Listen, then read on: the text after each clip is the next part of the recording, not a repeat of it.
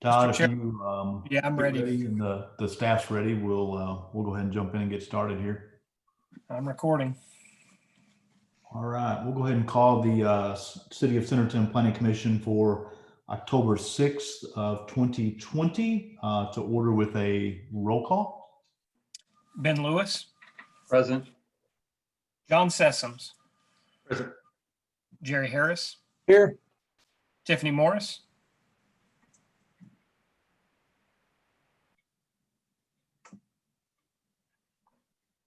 we'll give Tiffany a chance to come back. Amber Beal. I'm here. Sorry. I can Okay. hear you now. You totally froze up on me. Okay. Amber, I got you too. Craig Langford.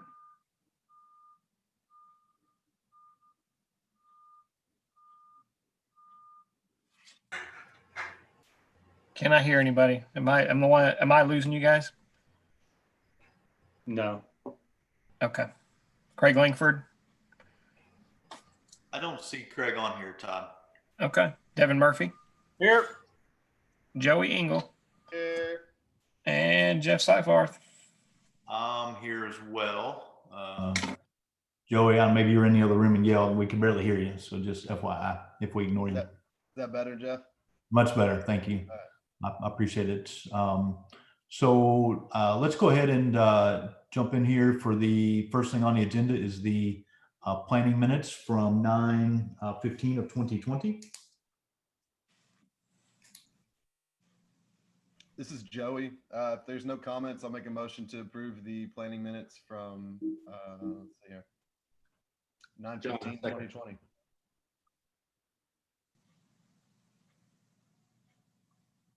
Who was the second? Sorry, that was me, John. Sorry, Todd. Okay. I think I stepped on Joey. Sorry. Thank you, John. All right, we have a motion and we have a second. Is there anyone that's opposed? All right, good deal. Before we jump into our business, just a reminder, back to that page, please. Just as a reminder that we appreciate Joey and John stating your name. Just remember as commissioners to state your name so that we know, who made the motion and the second. And then if you are calling in from the public virtually, of course, there's a raise the hand option that you can do and be recognized. If you join by phone, there is a *9 that will also raise your hand so that we can acknowledge and let you know that that you can speak. And if you are called upon, we do ask that you kindly keep it to about 3 minutes or so, just out as a courtesy for the rest of the folks. The announcement this evening, as we move into old business here, the public hearing for the rezone of the Heron property, which was first on our agenda this evening, has been postponed. So it has been removed from the agenda this evening. There will be no action that's taken by the commission, and it has been moved to our planning commission meeting as of right now on November 3rd. So if you joined us for that, feel free to stay with the meeting. But if not, I wanted to give you a heads up that that particular item has been removed from the agenda. So with that, we're going to go ahead under the second item under old business. We're going to move on. This is subdivision 20-11, the Pines preliminary plat and plans. There's a waiver request for HGL requirements in 3 storm inlets. And I believe that John Weary is going to speak on this. Is that correct, John? Yes, I'm here, Jeff. All right, go ahead. Just kind of give us a quick overview of what you're wanting to do here. Okay, we're asking for a waiver for the hydraulic grade line requirement on 3 storm inlets in the Pines. These inlets are all in storm system B and B1. And I'm happy to answer any questions anybody has. Joey, you good with this? This is Diane. I'm sorry, I don't mean to jump in front of you, Joey. I just wanted to give a quick bit of history. Sorry about that.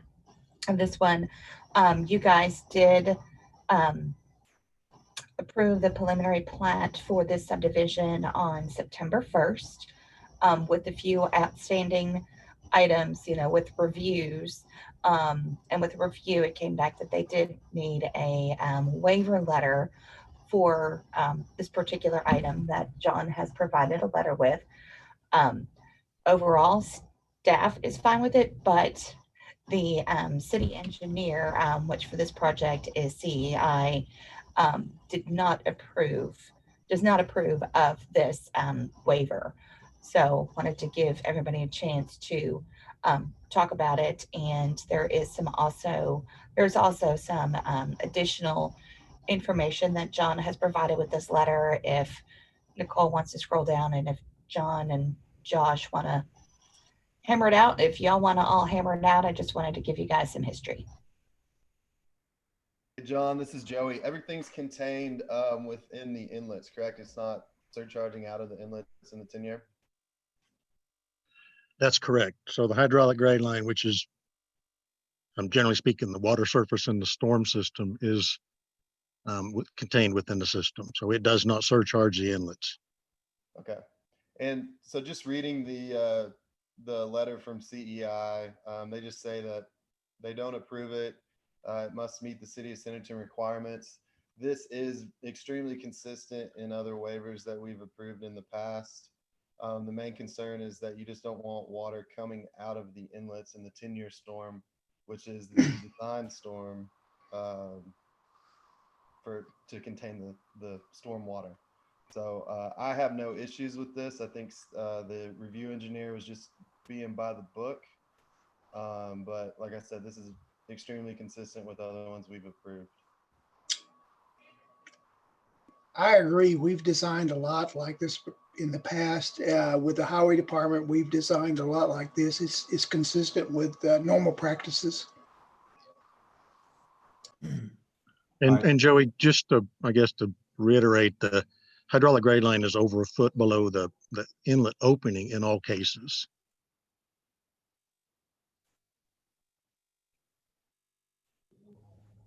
Joey, you're on mute. They got hung up on the 2-foot requirement, which again is in our code. But like I said before, we've approved these as long as they're not coming out of the ground. Josh Henthorn with CEI is on them. Yes, I mean, He's that's fine available with to me. talk. Sorry, Lorraine, I didn't mean to interrupt. I mean, that's fine with No, me. I just want to let you have a chance to speak. And that was, it's Joey hit it right on the head. Just my kind of unfamiliarity that y'all have approved waivers for this. It was just getting hung up on the 2-foot requirement. If everybody's okay with it, I am as well. Thought it was kind of odd that it was in bold and requirement, so I just didn't want to waive it. It seemed important. So Thanks, Josh. Any questions from any of the commissioners? If not, then I want to entertain a motion for the waiver request for the HGO requirements and 3 storm inlets per the letter from John. This is Joey. I'll make a motion to approve the Pines waiver for HGL in inlets B2, B3, and B6. Tiffany, I'll second. All right, we have a motion and we have a second. Is anyone opposed? All right, thanks, John. Thanks, Josh. Okay, thank you all. All right, now we're going to move on to new business this evening. And the first new business is a public hearing, and this is the amendments to the stormwater drainage manual. And so before we get started, I would entertain a motion to open the public hearing. This is Tiffany. I'll make a motion to open the public hearing for the amendments to stormwater drainage manual. This is Amber, I'll second. All right, we have a motion and a second. Is anyone opposed? All right. Nicole, are you going to take us through this? This is Lorraine. I'm actually going to take you through this. What we did, we just did the pages that had changes for the stormwater manual. And so the first section is section 3 that we went through, and on open channels, we had a discrepancy in other sections. So we made that 50 years. that they should be designed to on the 50-year flood or rain event. And we changed Highway and Transportation Department to the DOT.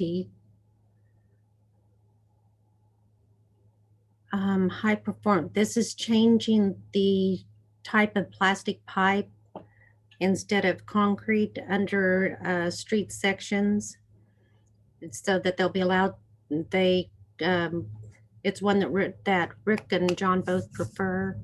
So they wanted to allow that. And John and Rick, please jump in because this is really kind of yours. You're doing great. Okay.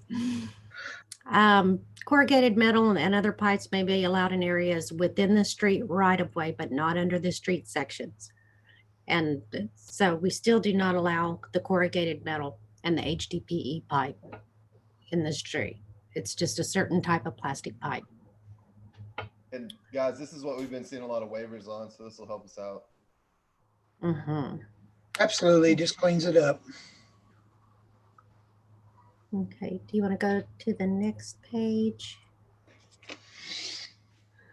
Okay, this is open ditches, and these are things that we consistently have concern, and then I was going through this again because we have another subdivision that puts a swale in the back of yard. So first I wondered about on open channels, we had added city engineer's discretion. Is that what you want, or any open swells to come for PC approval with the plan and that they be noted to you? Make it the engineer's discretion. Okay, And you need an apostrophe there. yes. Okay.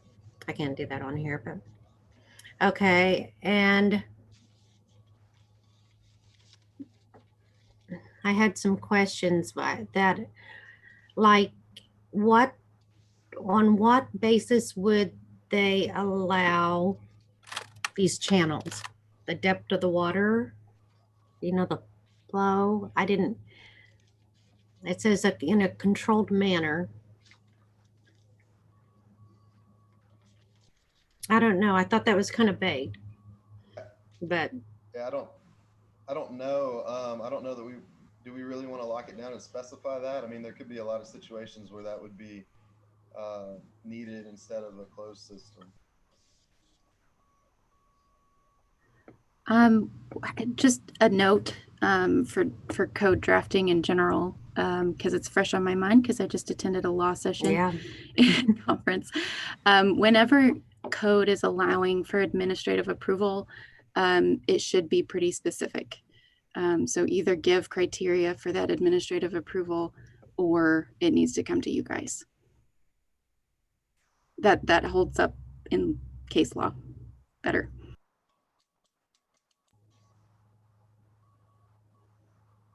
So my question would be, is there an example that we could borrow from, because we borrowed from some others, that would help us get a little more specific?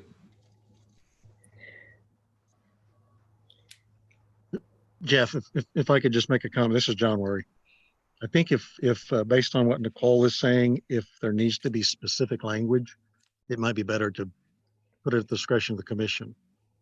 Because, these open channels and swales and residential subdivisions specifically, I mean, I think it'd be difficult to lock this down to some specific criteria.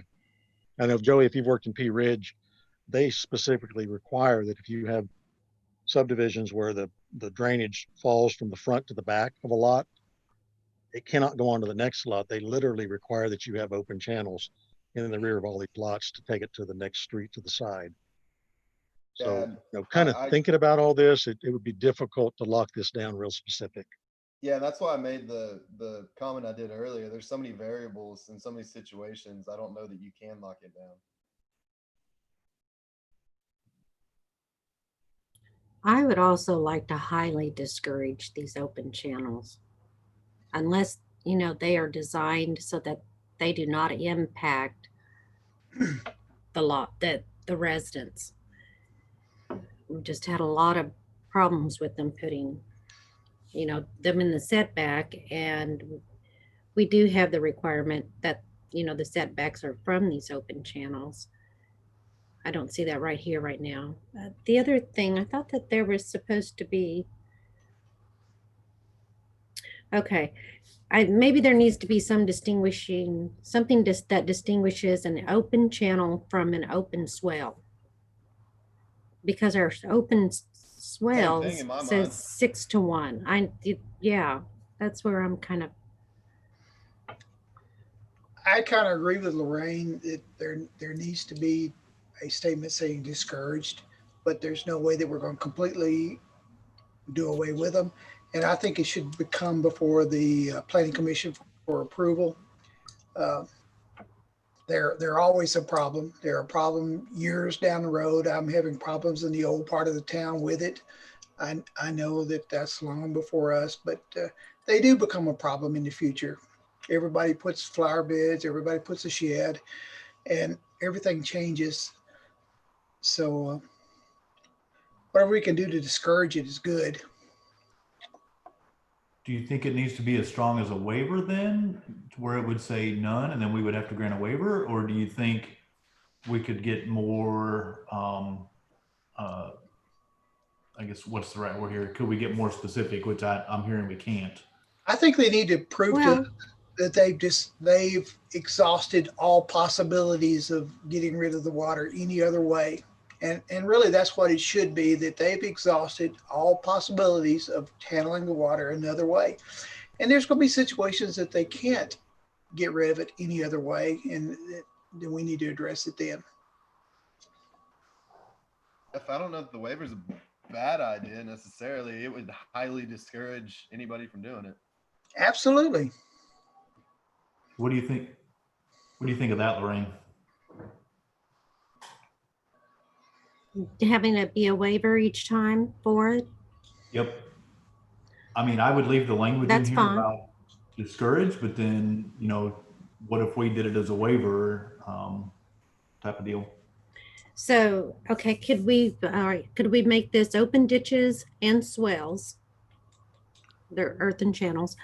And then open channels are highly discouraged and require planning commission approval. Via waiver. Okay. Guys, do we want to specifically exclude them or discourage them in residential subdivisions only, or in any developments?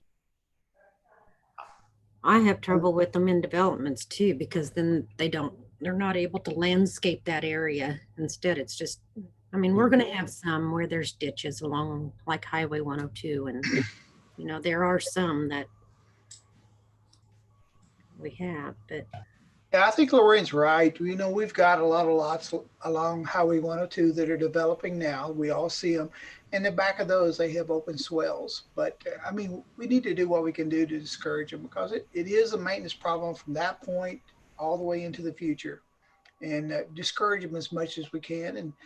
And in this waiver process, we can ensure that we've got a maintenance procedure in place to take care of that from that point on.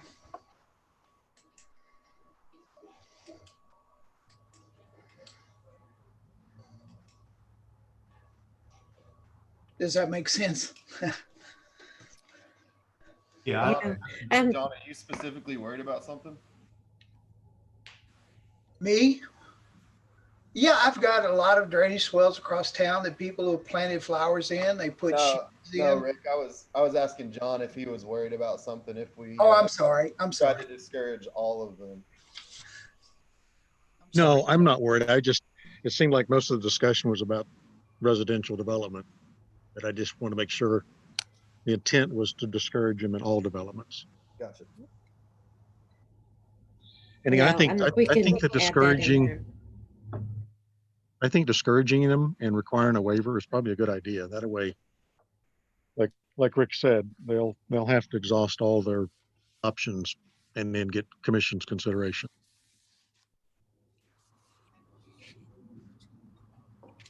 Okay. Okay. Hey, Nicole, will you add to the notes in all developments?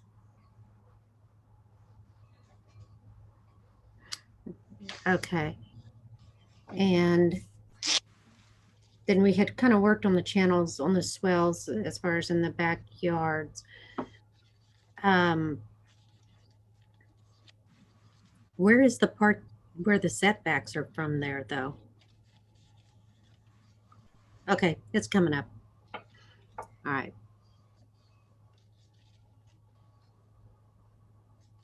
Oh, all right. Yeah. Okay. No, the other page. Basically, that page. There we go.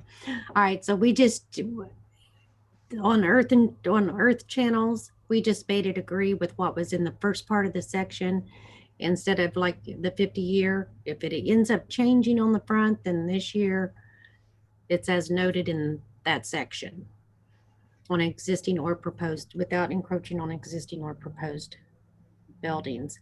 And actually, now John, I know I start really finding, shouldn't this be maintaining the 20-foot horizontal from proposed buildings? The water surface, the 100-year?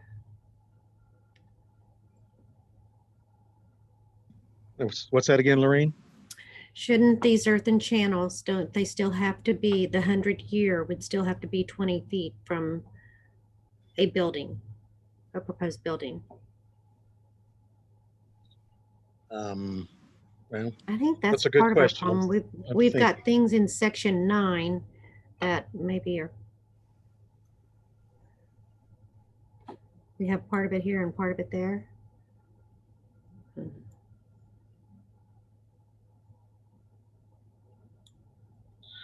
Lorraine, I think what you're referring to is the flood ordinance requires that base flood elevation in a flood area be 20 feet horizontally from any structure.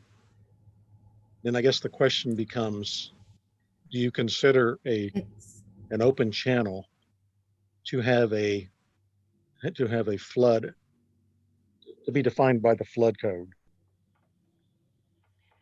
I know we do that with detention ponds because they're designed for the 100-year storm. And I guess if you design an open channel for the 100-year storm, and I think you could make the case that it's should comply with the flood ordinance. Well, if they design the open ditch, if they design for the 50-year, they just also still have to look at that 100-year so that it doesn't, so that there's 20 foot for the home. But it's in the drainage manual. Yeah, and I don't disagree. I think that's a good point. They're designing a channel for a 100-year storm. They should maintain the 20-foot horizontal distance for any structure. And also the vertical tolerance that's required. Is that 2 feet? It's 2 feet according to this. Okay. If they're in a That flood makes zone, sense. they're supposed to go 3 feet, but not in a flood zone. We just do the 2 feet.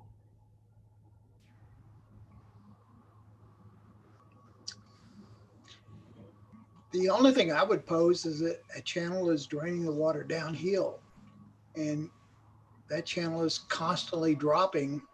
That elevation is going to change from one end to the other.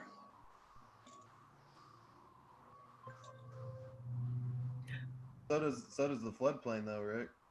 Yeah, that's true. That's true. The elevations all change. That's true. That's true.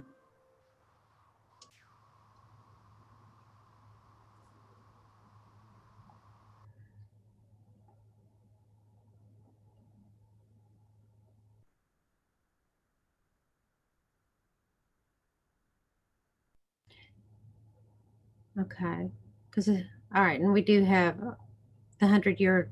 We kind of talk about this. The 100-year water surface elevation must not be increased in conjunction with the ditch, and so we might need to clean up the wording just so that all the thoughts of one are together, and I think that with this basic information,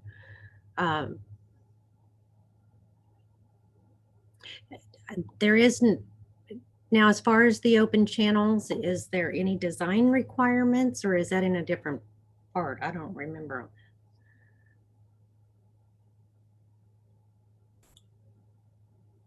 I think that comes in the next paragraph. Okay. Is there anything else that needs changed on that, John? Or you'd like to add, or?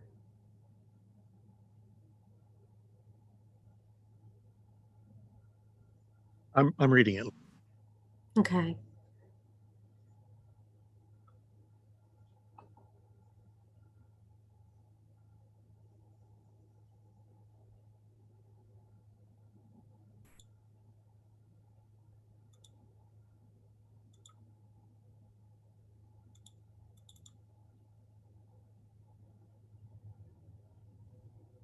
Yeah, there might be a little bit of language that needs to be tweaked. I'm not sure what the next to last sentence means. Under your water surface elevation must not be increased in conjunction with the ditch. I didn't know if it meant like it was, well, I don't know, because you'd think if they were putting in a ditch, then it would go a little bit lower.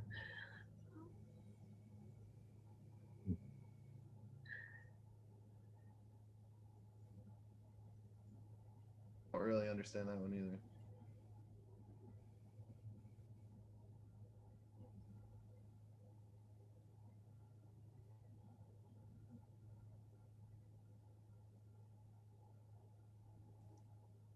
Do we specify Okay. minimum slope anywhere?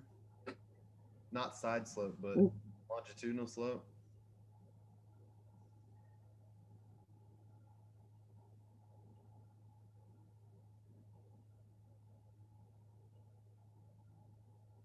No.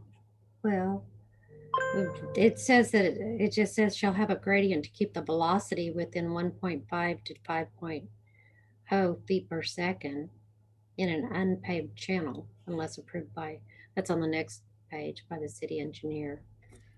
There's also the whole section of section 9 is open channel flow.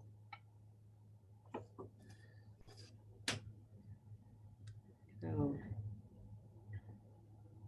Yeah, and actually, Lorene, I was looking at section 9, wondering if it makes If- sense to if we should discuss just- this here or just refer to section 9 in this section.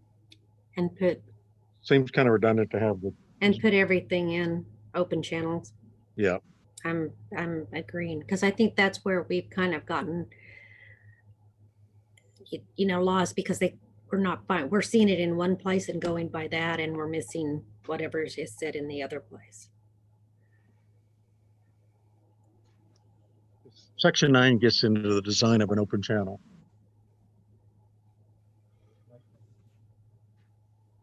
You have to defer to that. If you want to leave this section 3.3.5 in here, maybe I think it makes sense to refer to section 9 or maybe just omit it here.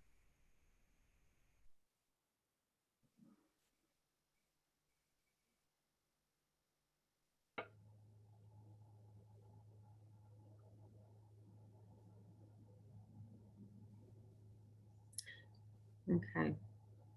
Because this is mainly through closed. We'll go through closed and then we'll go through open type.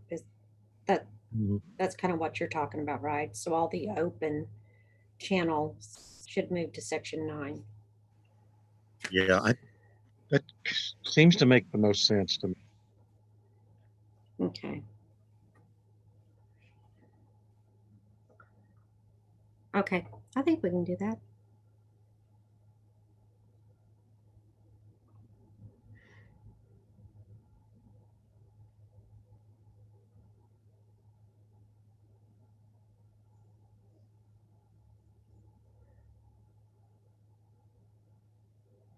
Okay, and then another thing that we always put on here on the building setbacks and utility easements, whenever they have a drainage and utility easement, we need to be able to look at those and determine whether it's going to work or not. Some, they might be compatible, but not usually in an open. I don't think they're compatible in an open myself, but they are in, you know, you can put utility easements in a closed system, utility easement. But the setbacks, I think setbacks are more of a planning issue than city engineer, but.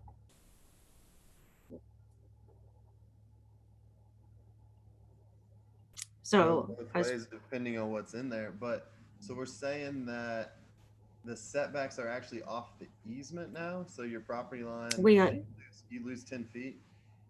We always have, we've had that in there since 2009. Okay, I'm just making sure I'm clear on what that's asking.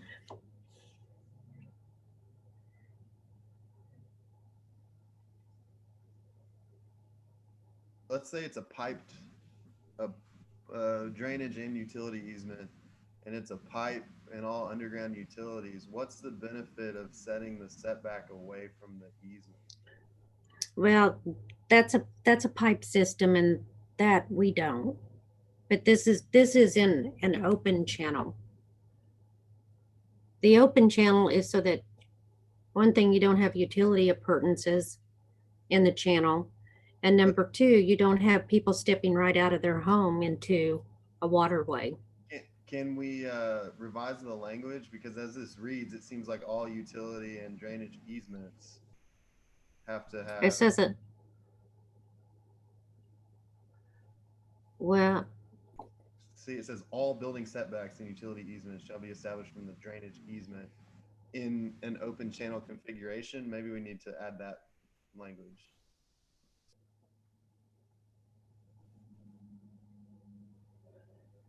Okay, what's on the previous page? Let's see. 3.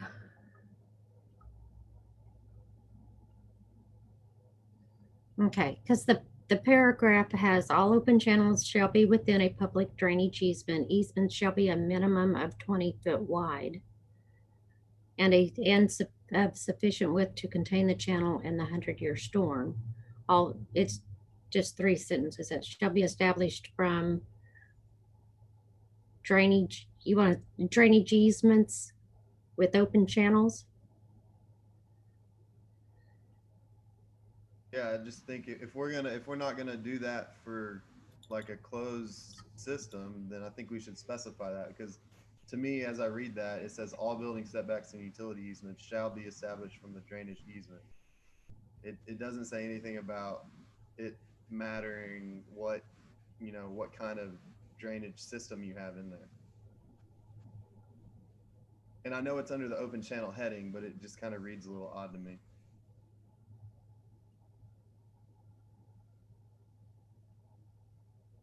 Okay, yeah, that's fine.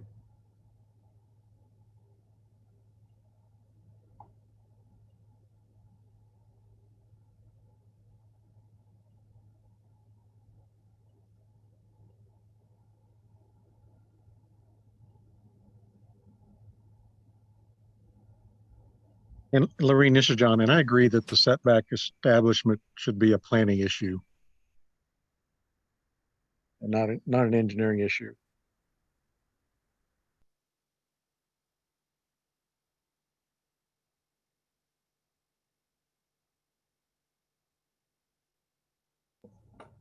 Concur. Okay. And then as we go down, we do talk about the side slopes of the 4:1. And like we said, we'll incorporate all of that into the other section. Verification. They will survey the ditch or the open channel. It has a representative of the city, which could be the city engineer, it could be Rick. But typically, under the drainage code, since the engineer, and I know like CEI, they like to be contacted regarding any surveys, and then they may defer, to Rick to witness it. But I think the first thing is the city and I don't know any other city that makes a surveyor call the city to be present for it. I mean, they're a surveyor. They have a license. What are we getting out of having a city official present for these surveys? I know that's how we've always done it, but I'm not sure that it's the right thing to do.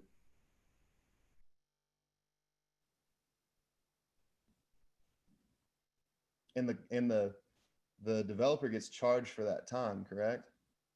correct. Yeah. I think it's a little excess.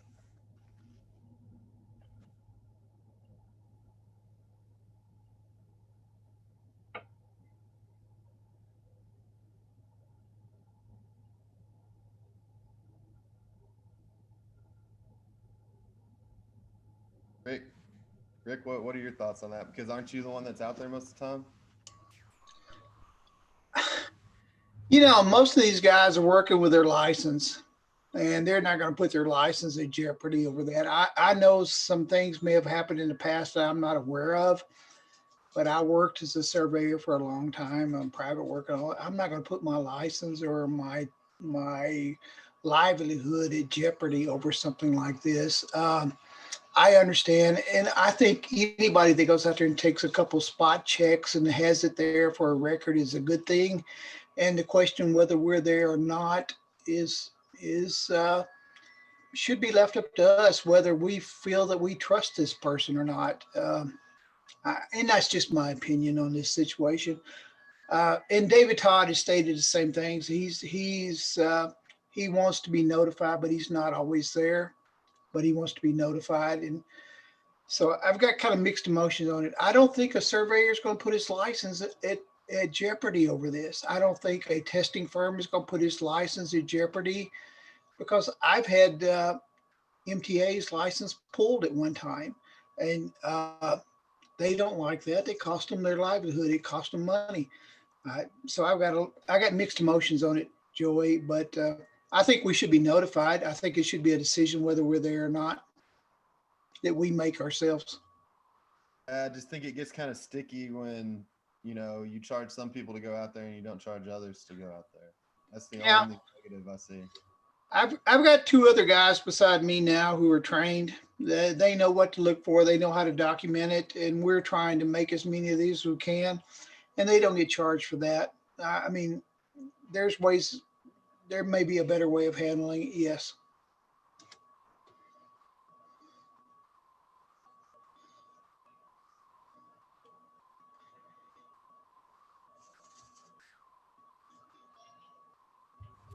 That didn't. John, are you comfortable with that? Because you accept that drainage or analysis? Say that again, Lorraine? Are you comfortable with them just notifying you and that they're going to and accept what they turn in? Yeah, I'm comfortable either way. I mean, if the commission thinks that the city doesn't need to be present, then I'm fine with that. We're going to get their as-built data, and we can review their as-built data. And if it's not sufficient to review it, we can request more data. But they're kind of thinking out loud. I think most always we can review their report based on the information we're provided. And if there's not enough information, we ask them to go get some more information. Whether we witness it or not, I'm comfortable either way.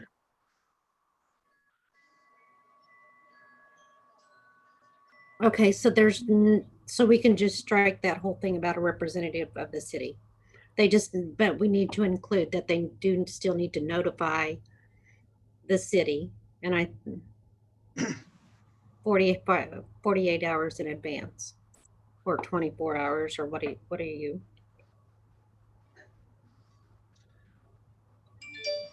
I'd leave it at 48. Right, with us, us with the highway department, and I know it's not the same, but we had that opportunity to be there. If we weren't there, it was fine. If we were there, it was fine. It was that always that opportunity that they didn't know when we were going to come in and check them or not. I think. Yeah, that's fine. That's, Mhm. it just says, we'll reword this, I mean, to allow the city and the opportunity to observe Absolutely. Thank you. if they desire. So that, and then I think the last sentence needs to be, well, okay, I know lots of times that we don't know that they did a survey. But do you want to just strike or without the city being present? Or if they don't notify you, you'll still accept it? I think we have to leave the notice part in there, don't we? Agree. Yeah, I'm. Okay. I think that holds them to it because we have had some do it and then they do have to do it again. Okay. And then, yes. Okay. Okay. Sounds good. What was on the bottom of that other page? Oh. Now, if the city engineer does go out there, then I believe that the city will have to just eat those fees.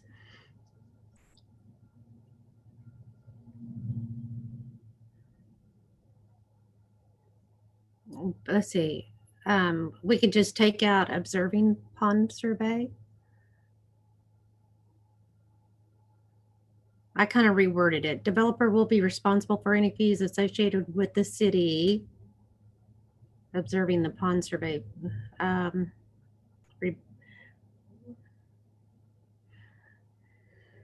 I don't want them to bring a check. We invoice them, is what I was saying, but I left out the review of the pond survey and review of revised open channel calculations. So if we could just change this to developer will be responsible for any fees associated with the city engineer reviewing the pond survey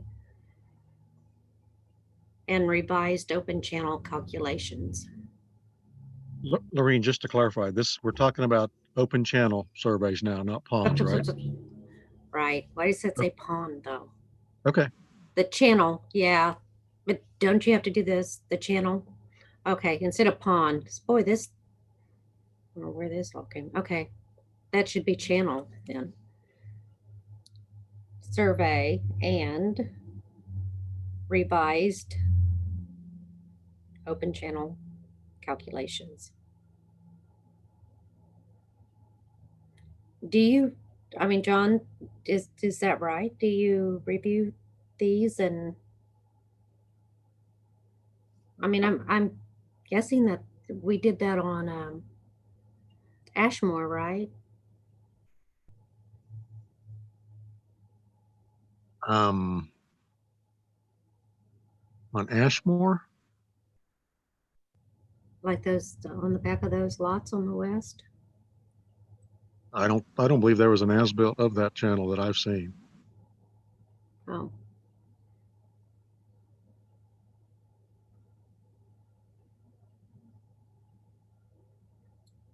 Okay.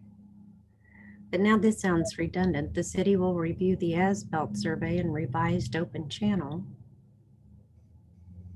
I don't know what the next page is.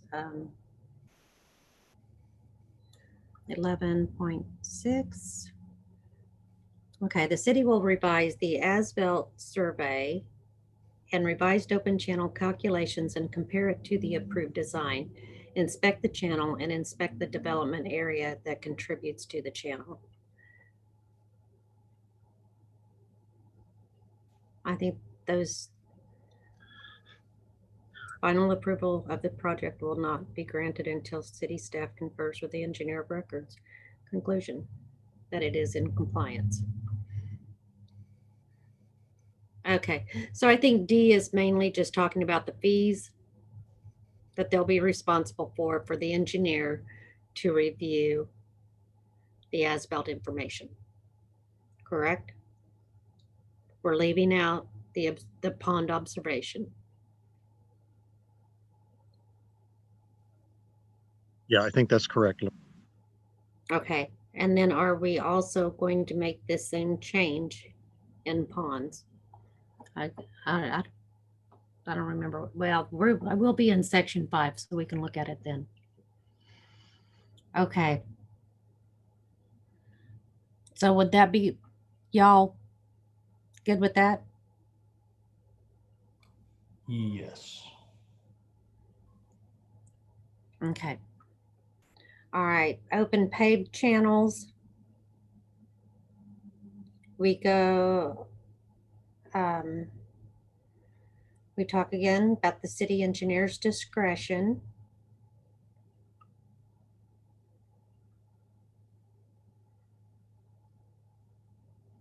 It would seem to me that the language about the open paved channel should match the language about the open channels in the previous section, and probably defer to section 9. About the waivers, Okay. John? Yeah. Yeah, I agree. Okay.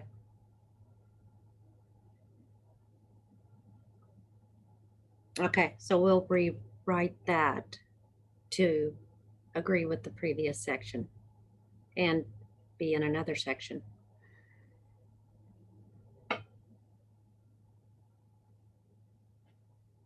Okay, and basically that bottom part's the same thing as before.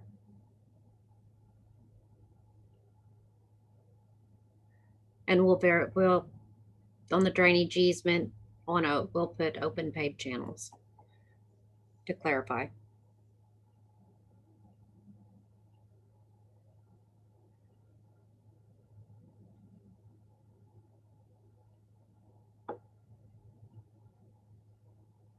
Man, she works fast, doesn't she?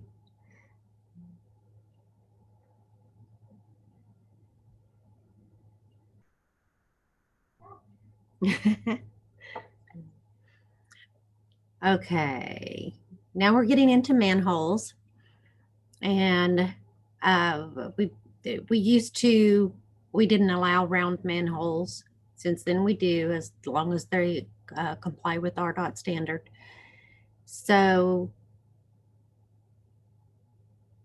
we're just referencing the RDOT MO detail, and then we're the rectangle manhole sizes is what is below with the sewer diameter and the inside lengths. Hey, quick question. Since we're referencing the specific details, should we put some kind of verbiage about or, subsequent revisions, just so our code stays kind of current? Because if they change the detail number, it might get tricky. You mean like that FPC-9M or, okay, or subsequent revision, okay. Yeah, I think that one's about 15 years old. Oh, well, it's still young.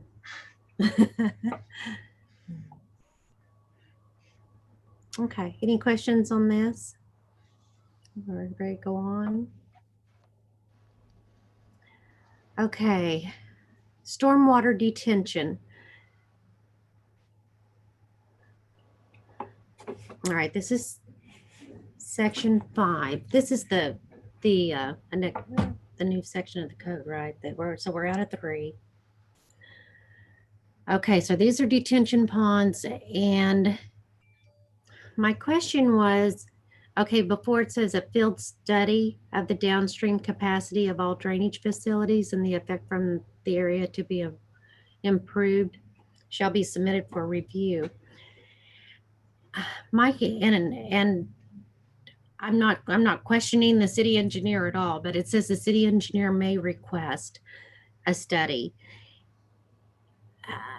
Should we put what as some type of basis that this would be on? Like concern of known downstream drainage problems, or John, this is where you're really going to have to help me on this part. I think that there are, like excuse me, I was just talking with Janet Paith from Bentonville. She called me yesterday, and she was talking about, when they do improvements or a subdivision, how do we let them know, and, what's the impact downstream? But it would only be if they didn't have detention, correct? Well, I guess my thoughts there, Lorraine, was that the basis for this paragraph is if there are known downstream drainage issues, Mm-hmm. then I think the city should have the right to ask the developer or the engineer to review that and maybe present some solutions to resolving the downstream drainage issues. But generally speaking, if the drainage ordinance does not allow the development to increase the peak flows, then Mhm. generally speaking, they're not going to be impacting downstream. So it didn't make sense to me to require that every development analyze downstream. Right. So on Again, this, what would we add that would cause you to request if if there there are are known downstream drainage problems. Yes. drainage problems? Okay. Or concerns, whatever. Okay. Yeah. Okay. That's And it doesn't have to be the city engineer's request. It can be the city. I mean, however y'all want to word that. okay.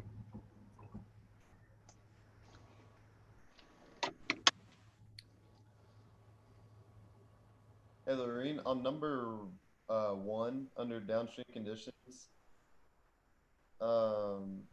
is it really pertinent to specify that it's only within areas of the city or the planning jurisdiction? Shouldn't it just be? Do we even need that? Lean, would it be possible to Well, enlarge that text just a little bit? Okay, thank you. Well, I think it's just stating that that is what we have control over. And on the city's planning jurisdiction, if we don't state that in there, then To me, to me, if you just put no increase in peak flow discharge from the 100-year storm event down to the 2-year shall be allowed, period, except as provided in item 2 below.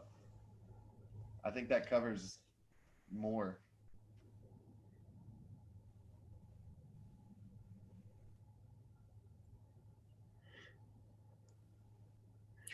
are you saying that it should be, or even further than that limit, that I'm just it saying should you take not that increase off. the peak? You just take that verbiage out and just say that there's no increase in peak flow.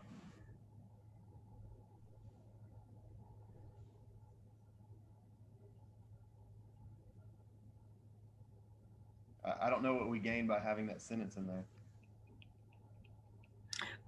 Well, John, isn't this when this is on whether they have to do detention or not.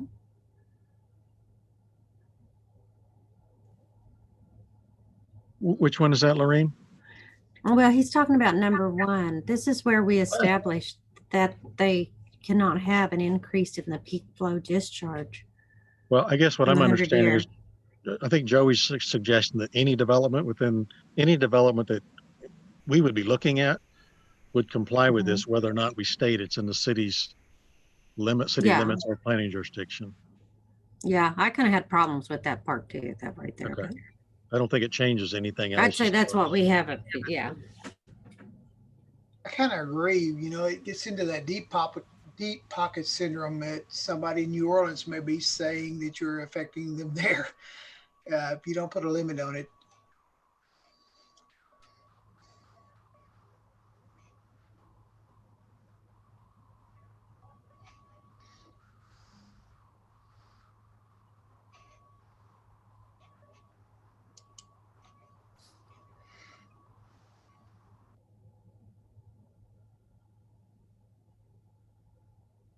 Okay, is there anything else?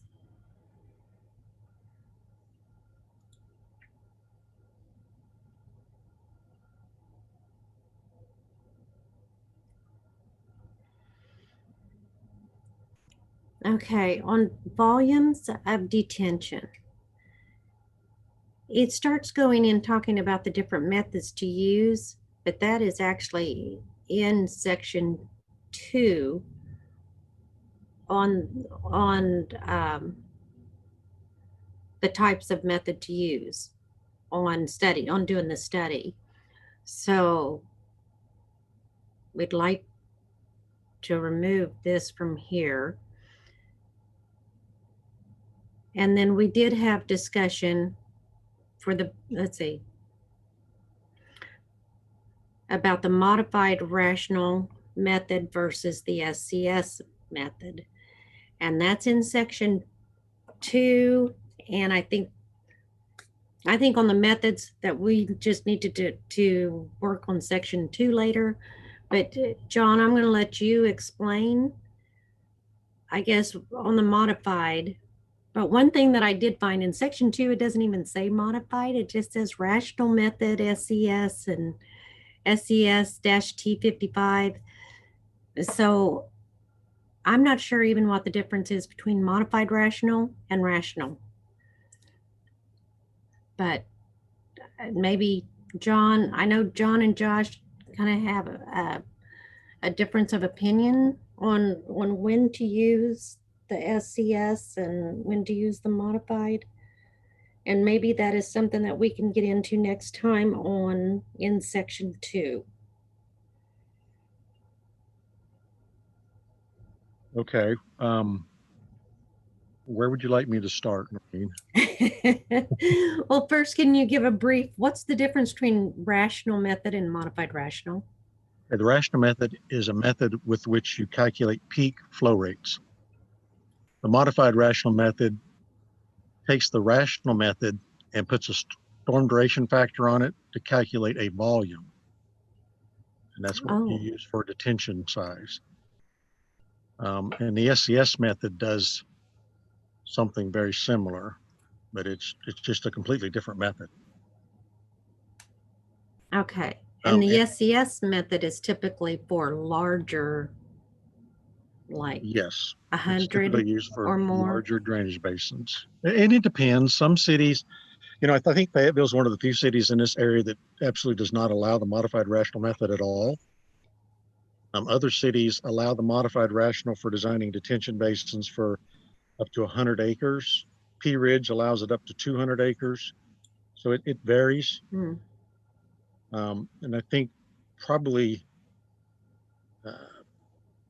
the biggest reason that I prefer the modified rational method for most developments, generally speaking up to 100 acres, is it calculates smaller peak flow rates than the SCS method. And so the SCS method tends to be over conservative with the peak flow rates, and therefore the sizing of the pipes that need to carry those peak flow rates get bigger than they do with the modified rational method. And I don't know if y'all recall, but back 15 years ago or whatever, that was one of the big concerns the city had, was the city only allowed the SCS method for designing detention basins. And we saw a lot of detention basins where the pipes leaving the basin were as big or bigger than the pipes coming into the basin. And they literally did very little storm water mitigation at all. That's why we put the modified rational method in there. I don't know if anybody y'all understand it or not, but all the storm systems in every development in Centerton and most any other city we work in uses the rational method to size the storm systems. And then it gets a little bit confusing to design the detention basin using a different method. So you literally have a storm system, you peak flow rates, then you use a different method to size the detention pond. And unless you get into large developments, I think that you end up with a detention pond that does not do much mitigation. That's my spiel for the modified rational versus the SCS method. And the reason I thought to strike this is As the, in the role of the city engineer, I think what I have to be careful about not doing is dictating to the design engineer what the method he can or cannot use. If the manual allows him to use a method in another section, which I think it does, because we want the design to be provided by the design engineer, and he's the one that is responsible for his design. And I don't think the city wants to take that engineering judgment away from him and accept that responsibility anyway. But what if he's clearly wrong?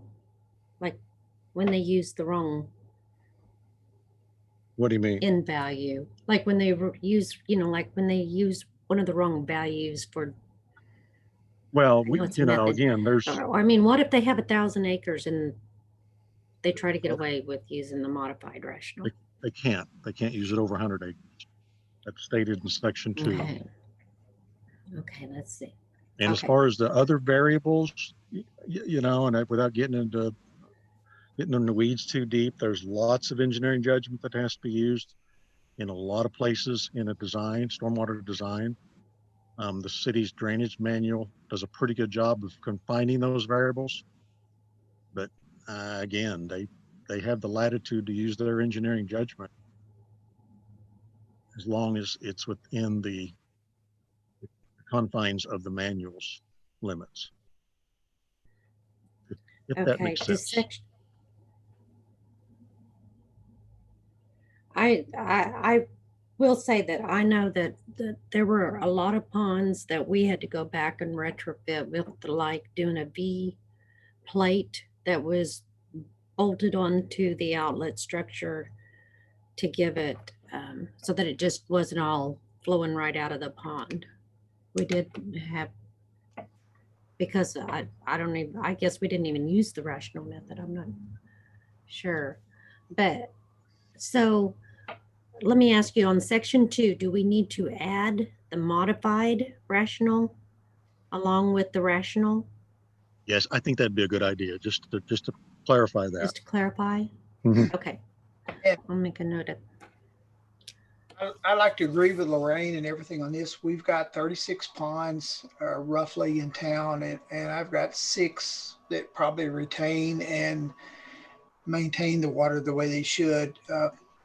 Somehow we missed some things in the past, and we're hoping to correct that now.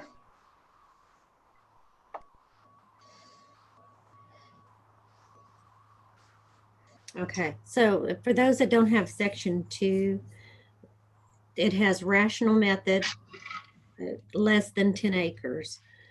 For 10 to 100 acres, you can do rational, SES, or HEC 1.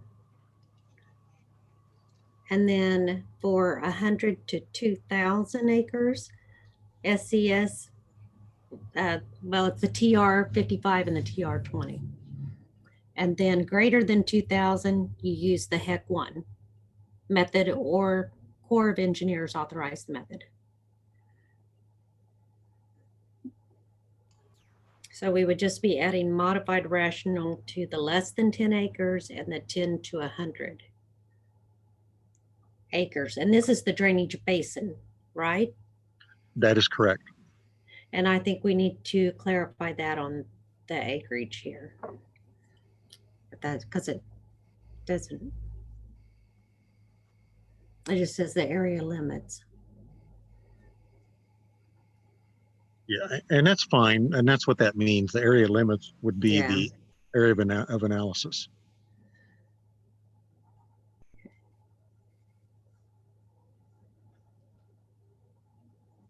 Okay.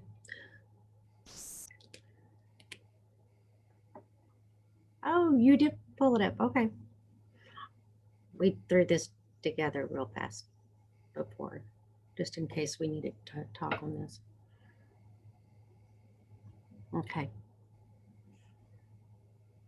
All right, are we good here?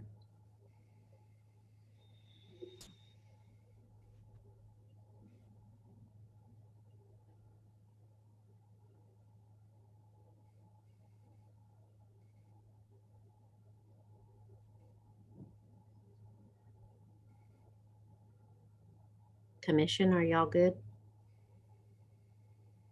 I think that we're good, yes. Okay. Okay, then we get into the design criteria. Oh, I'm sitting there in a Zoom planning. Oh, okay. No portion of the detention pond berm, either the pond side or the outside, and no portion of the detention pond excavation may be on adjacent lot that will be sold or encroach into a public utility easement or public street right of way. With this wording, we're hoping to be able to leave that corridor for the utilities, and also that the land on the adjacent lot won't be disturbed. Okay, you asked to reduce the area around the pond to 5 feet, the buffer area around the perimeter of the pond.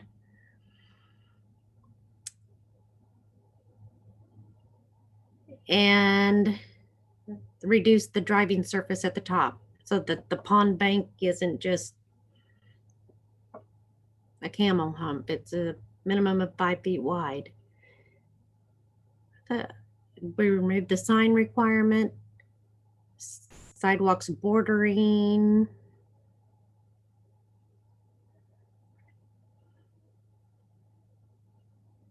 So nothing really there changed.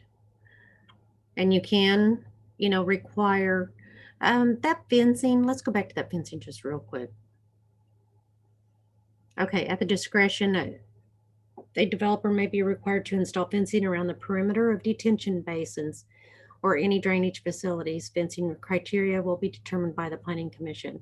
There are some ponds that are retention ponds, and they may have a shelf and everything, but the steep grade, there are some that is just for safety, is good to have a fence around. So that's where this first came in. I believe Willow Crossing was the first one that we actually required a fence around. And then, Charleau put in a board fence around theirs, which Rick has since taken down, but he maintains it. So It stays dry It's- most of the time. yeah, it kind of either needs to be retention or detention. It's neither most time. So, okay, the one thing that we had the discussion about, I know everyone wants John and Rick are pro and Joey are pro 3-to-1 slope. I'm still going to state I would like to stick with the 4-to-1 slope. Even with the 4-to-1 slope, even when we give them a variance for a 3-to-1 slope, it's just very steep. And the ponds are not being maintained like they should. I'll state again, this is for a private pond that the city has no jurisdiction on maintenance of. So I thought we all came to the agreement of the 3-to-1, but we can discuss it again if we need to. Well, I know that you state that it's going to be someone else's responsibility, but there are a lot of times, and there are coming around to even, I think it was Fayetteville or Rogers that mentioned that they were looking at having to take some ponds back. So to me, it doesn't matter if it's theirs or ours. It needs to be maintainable so that they can look nice. My point And in be saying kept that up with. is you're taking an extra foot horizontally for every vertical foot from the developer's land, doing a 3-to-1 or doing a 4-to-1 versus a 3-to-1. And I think even Rick mentioned that he's okay maintaining a 3-to-1 slope. All I can say is look at 102B Main Street. My guys mow that, and that's definitely a 1-to-1 slope. The equipment we got today is a whole lot different than what we had in the past. Maintaining it is not that big a deal.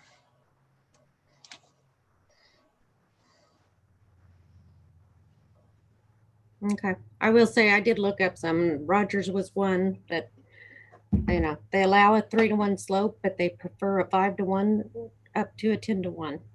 So Holy crap. I think that that's Put that in there if you want. I don't something think- that's going to be changing, but especially as you get these ponds back. Well, and then someone's going to have to really verify that they are a 3-to-1 slope then, Well, because what's that's part of the being final. built out there is We do that anyway. not, there's some that they are not maintainable.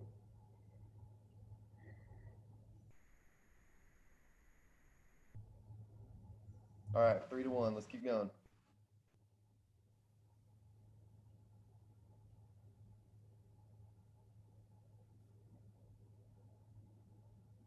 Okay, we removed not allowing trickle channels.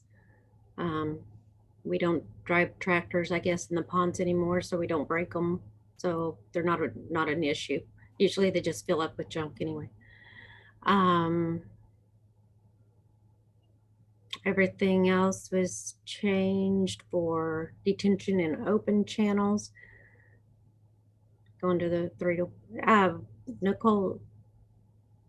Okay, it looked like it's when it's 3. That's just the correction. It just didn't put a line through the 4. Okay, just make sure that like instead of 34 feet, that it's 3 feet. There is a line through the 4. It just aligns with It the just- line of the 4, so you Okay. can't see it. I but can when see we it in the accept- other ones. Yeah. Okay. When we accept the changes, that 4 will disappear. Okay.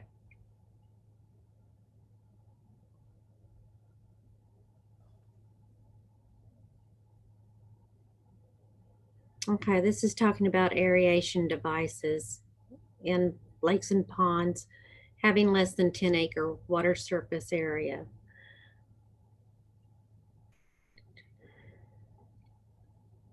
I don't know how everyone else is. Rick, how are they working for you?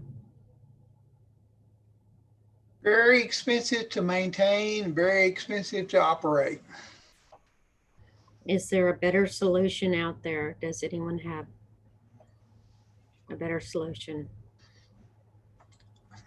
I don't know. I know turtles eat everything that you put in the pond. I found that out in the last year, and it's very expensive to operate the pumps and all. It's very expensive too. So I hope somebody's got a better solution.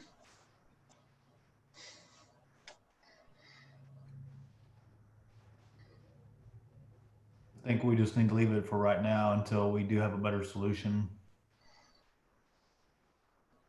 Okay.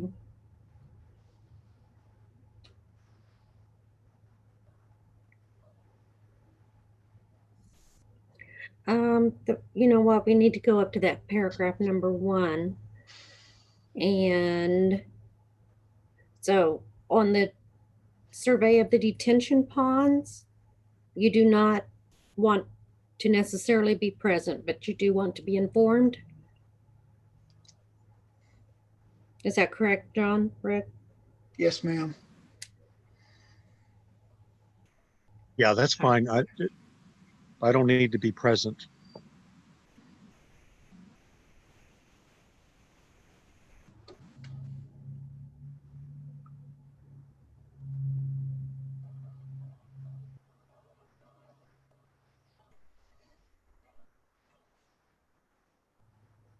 Okay.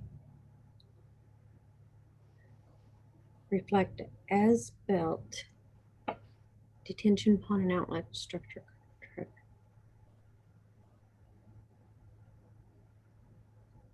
To adjust 2D. Oh, yeah. We need to revise to take that out. Where are you guys? I'm sorry. On 2D, remove observed pond survey.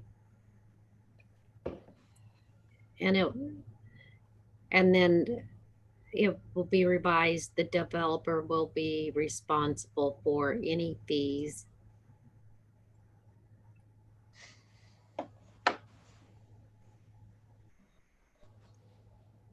John, can I ask you a question? Um, Can I ask you a question on this one? We This don't have is- we don't have a freeboard requirement, correct, John? yes. That's, well, it's stated as a percentage, so 105% of the pond volume Okay. is supposed to be provided. I think that's on the previous page. Can we put some sort of verbiage in here, or is there any verbiage in here about a discrepancy between the design capacity of a pond and the as-built capacity? I mean, you know as well as I do, nobody's going to get that 100%. So I'm thinking, can we specify a tolerance? And if it relates to a freeboard, maybe that's the way to do it. Well, I guess what we look for on the as-built report is to confirm that the pre-developed, post-developed peak flows do not exceed the pre-developed in each design storm, just like the manual states. And we also look for the capacity in the pond. If they've got 105% of the required capacity, then it meets the intent. A lot of ponds, as you probably know, are oversized so that they may have 10 or 15 or 20% more capacity than is required. And even though they're not built exactly right, when they're as built, they still have the 5% extra capacity. Yeah, and if you were smart, you would do it 110% and then hopefully hit your 105 at the as built. So Right. I guess I never saw that in the code before. I would have connected the dots. Okay, and we could certainly put a freeboard in there. I don't think so. What's that? Were you asking if there's a freeboard requirement? No, I say we could certainly put that in there, but No, I think that's a safety factor on top of a safety factor, and I'm actually more comfortable with the 105% rather Okay. than a foot of freeboard. okay.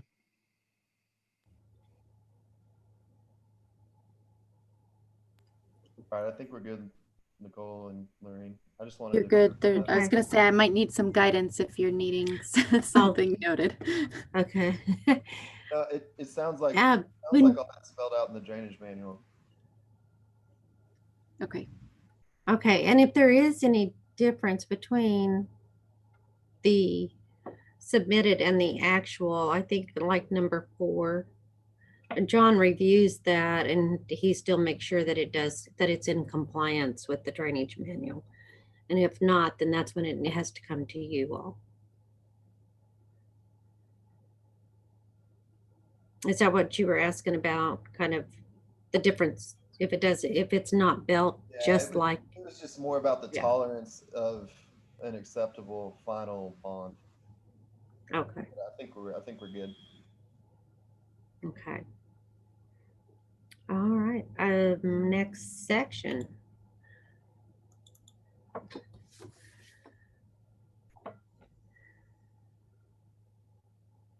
Okay, we went over this pretty much.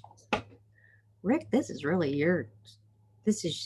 your baby on storm sewer structures, but we changed consisting of a minimum. We put the number class 67 stone instead of just 67 stone steps. It used to say they're not allowed, and I know I've had a lot of questions on that, why they weren't allowed in deep manholes. I don't know So why they were not we allowed added manholes. I can understand in sewers because they get eat up in sewers with the caustics. Yeah. In the storm drains, they need to be there for my guys to get in and out. We have to use ladders, and that's not a great way. The type MO inlets are stronger. They're easier to build. They're more efficient. You have your swell in the bottom automatically. It's more efficient, easier to clean, easier to maintain. It's just a better design, and it's a standard that everybody's used to. So it's really the way to go. It's more efficient for my guys. It's more efficient for the developer to build. It's easier to build because he's using a plastic form that's readily reusable.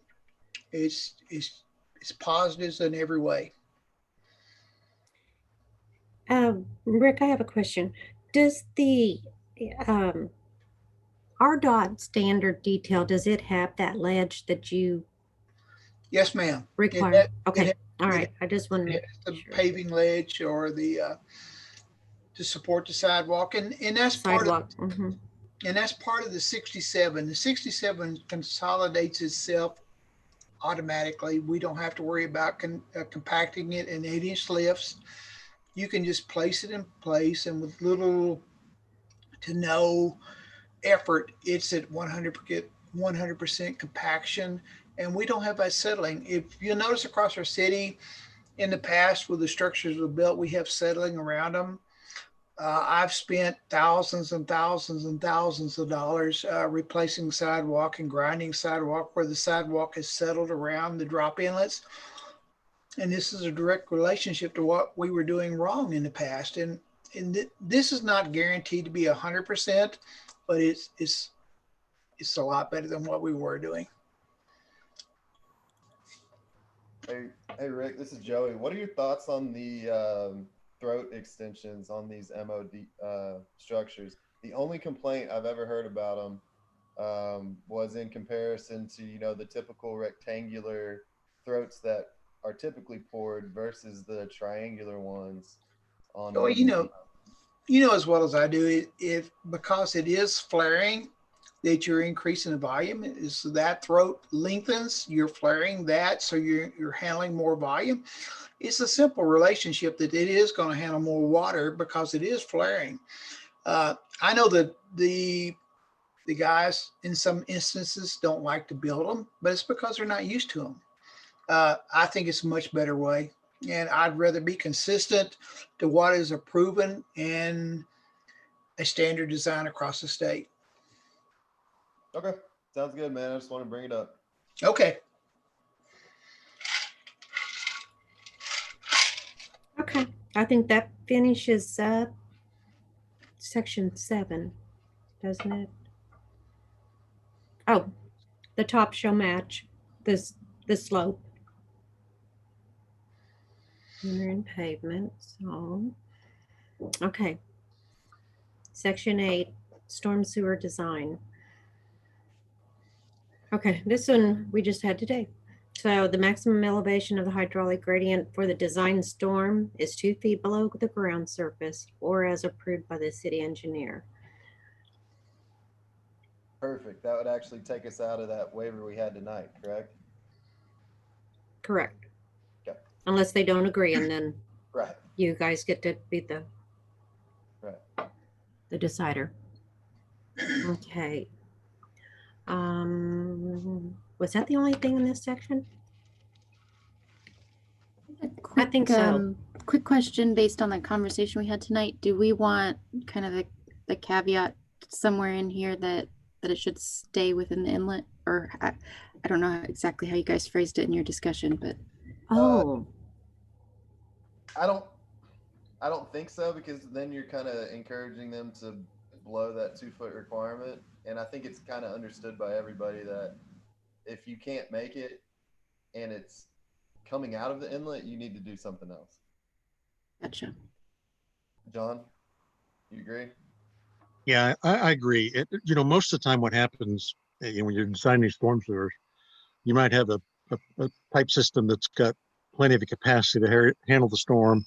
Your inlet opening's got plenty of capacity. Everything's designed, but you can't quite meet that 2 feet without doing something, excessive, like raising the road profile 6 inches, which could cost hundreds of thousands of dollars, or maybe doubling your storm pipe, which could cost tens of thousands of dollars. And so a lot of times what happens is the engineers will get, a few inlets that might be a few tenths or maybe as much as 6 inches from that 2-foot requirement. And typically what I do is work with the design engineer, and we look at, adjusting the inverts, changing the slopes, making some tweaks. And if they just can't do it, then I typically tell them that I would support a waiver. But most of the time that waiver is waiving or varying that 2-foot requirement by inches.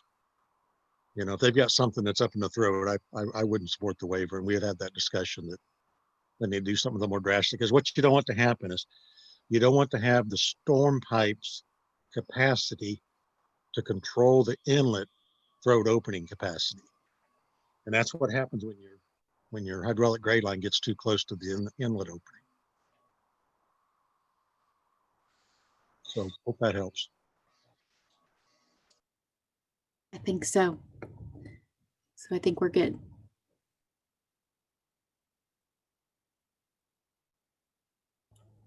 Okay, I think that's the end of the changes that are being recommended for the drainage Yes. manual.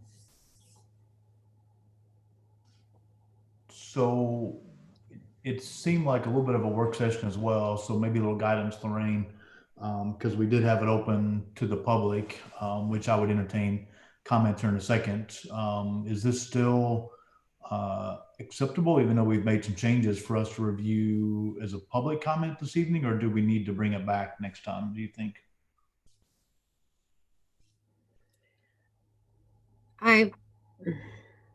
You could either approve with the changes as discussed, or we can make those changes and bring it back to you and have you approve it as the changes are made. We are moving some sections from one to another.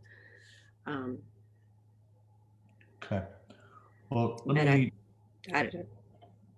it depends on how comfortable you feel about what the changes are that are being made, I guess. And Okay. Brian might want to chime in on this also. I'm of the position that it's always best for them to approve what's actually in front of them, rather than kind of speculating on it, just in case there's any misconception with what's been done.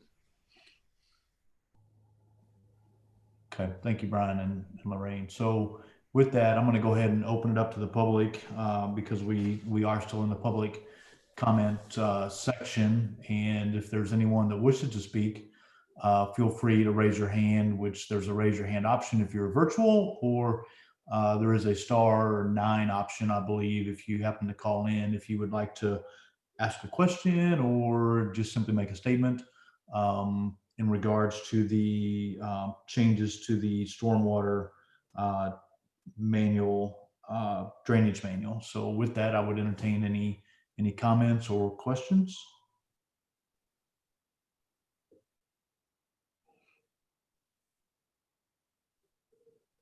And second call for anyone that wishes to speak.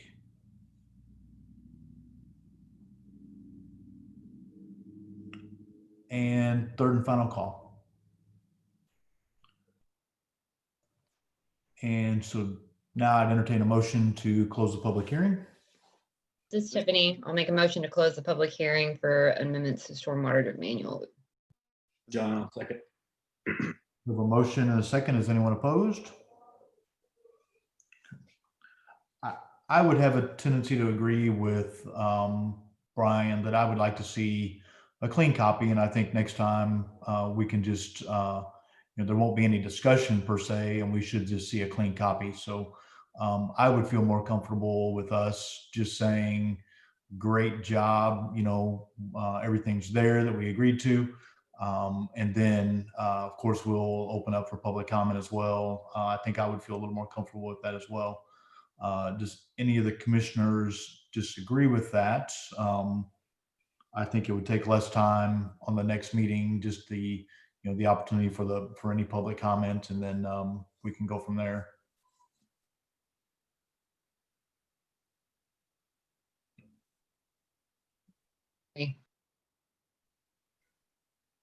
Okay. So I know a lot of hard work, and so let's put it on can we put it on the next meeting, or do we need to give more advance notice than that? No, we don't have to give any additional notice. We can have the changes for you at the next meeting. Okay, perfect. I like it. Thank you. Mm-hmm. All right, we're going to move on to other new business. And the second thing under new business this evening is subdivision 1907. This is the Grassy Hills final plat at 9940 Kitty Road. It is in the county, 7 lots, 12 acres. And I show that either Ron or maybe Chrissy is on to give us just a quick overview of the final plat.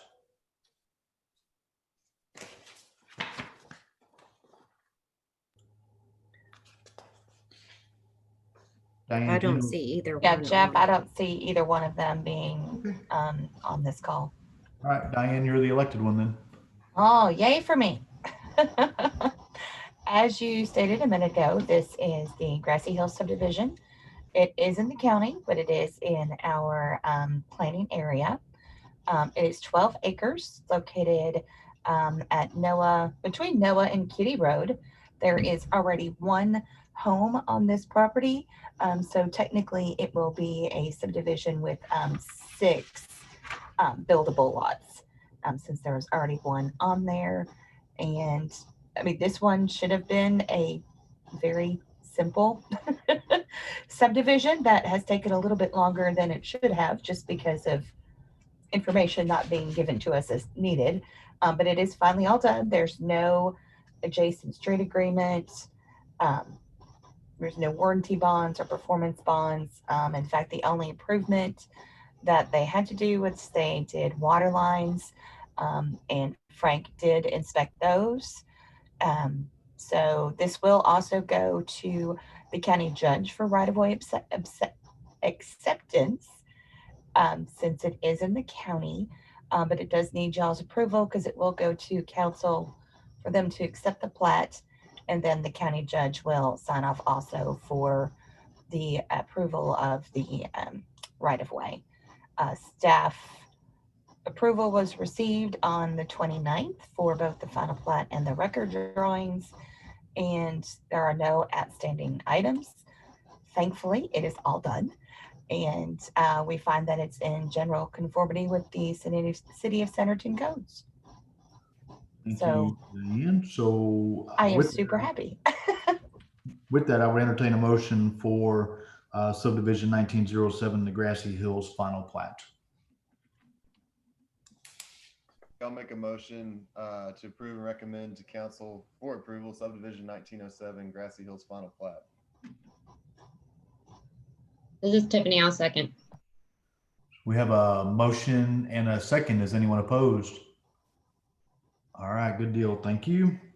Next on the agenda this evening is subdivision 20-14. This is the Orchard Park Phase 6 final plat. It is on Walters Road and Arkansas Highway 72.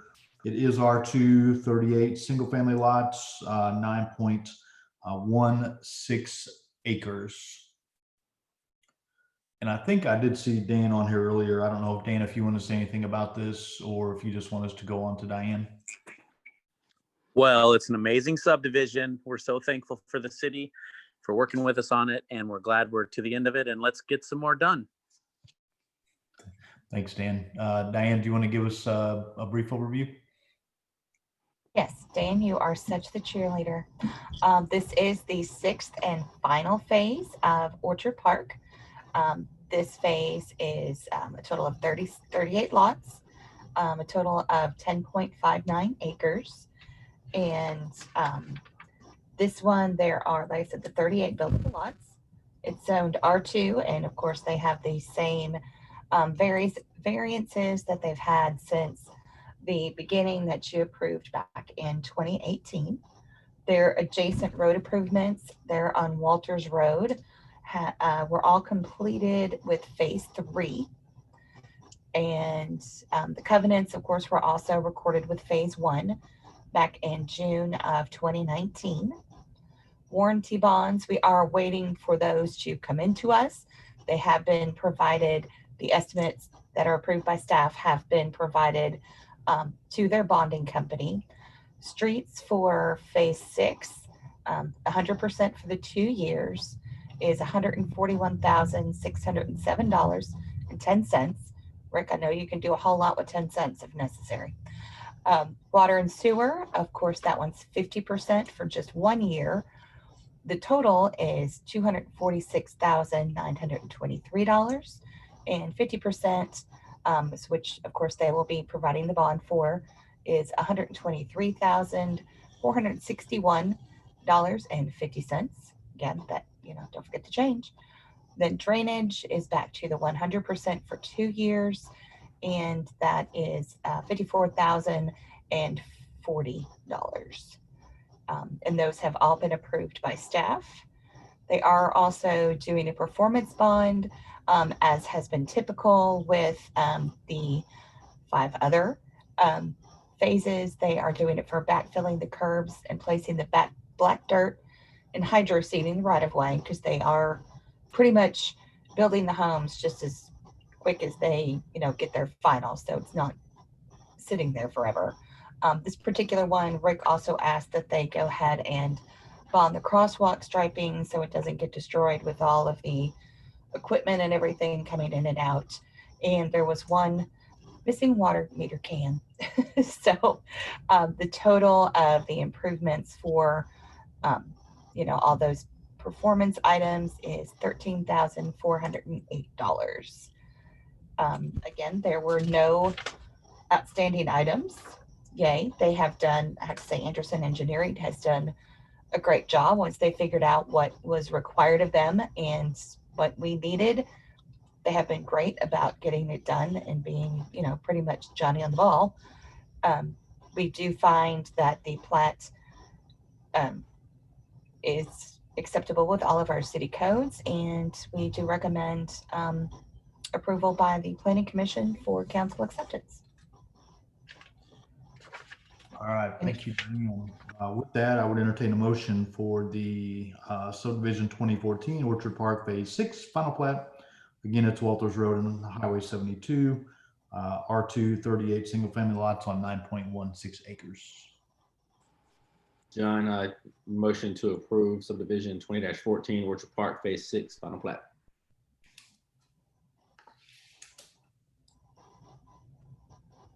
Tiffany, I'll second.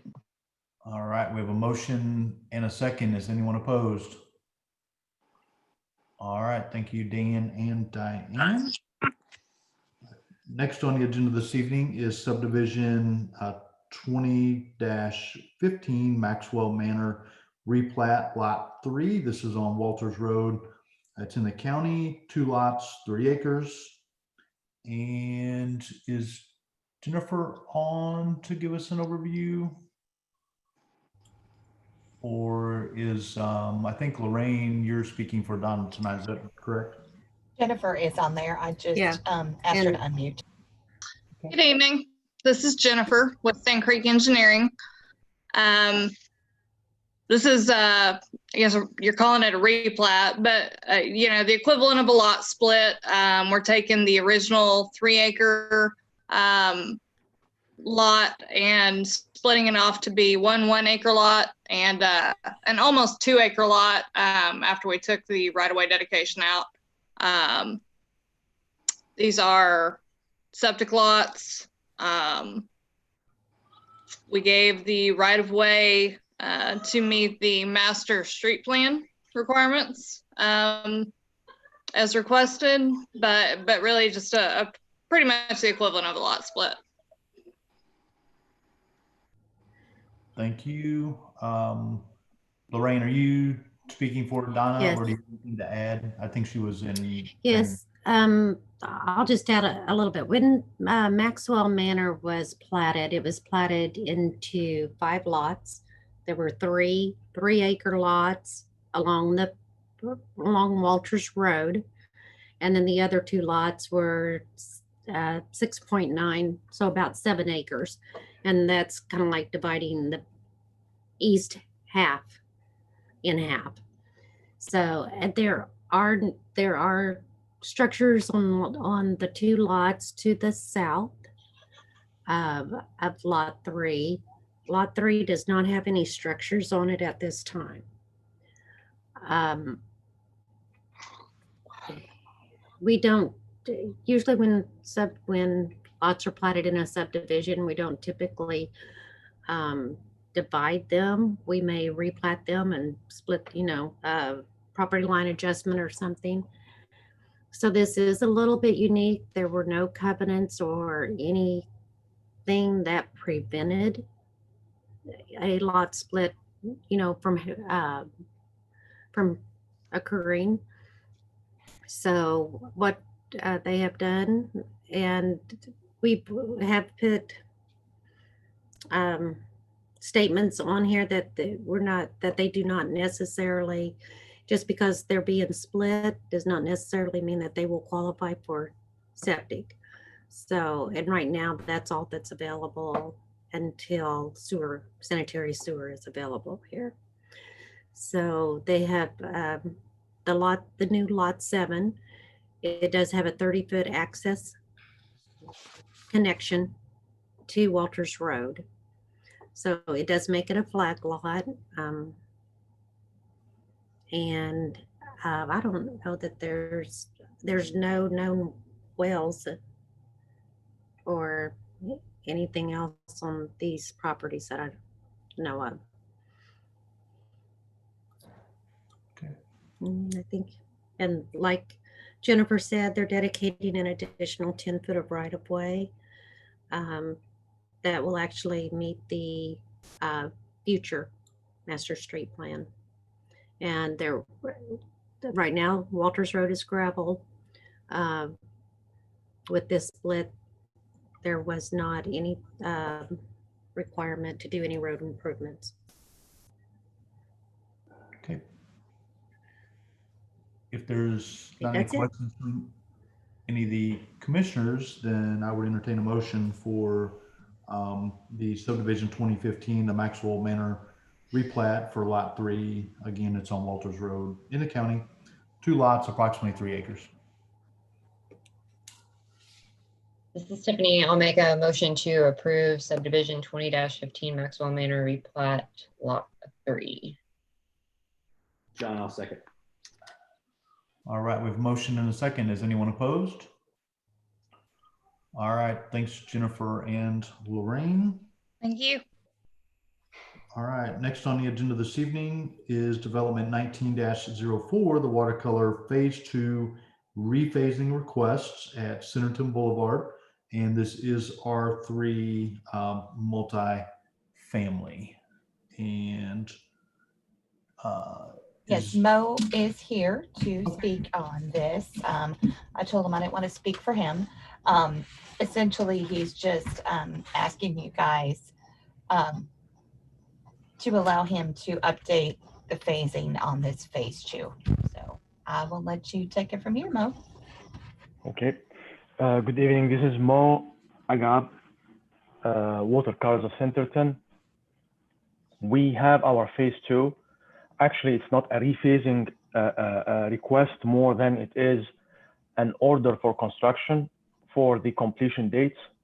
We have until now finished about all the buildings.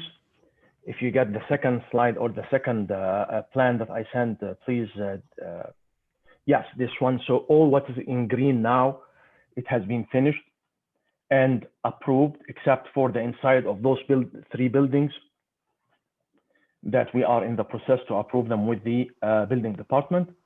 What we are highlighting here with blue, it is the amenity area, which is a dog park, a new pool, 3 sport courts, and a playground. And those are now actually under construction. And the expected completion date is about 4 weeks from now, which is November 6th.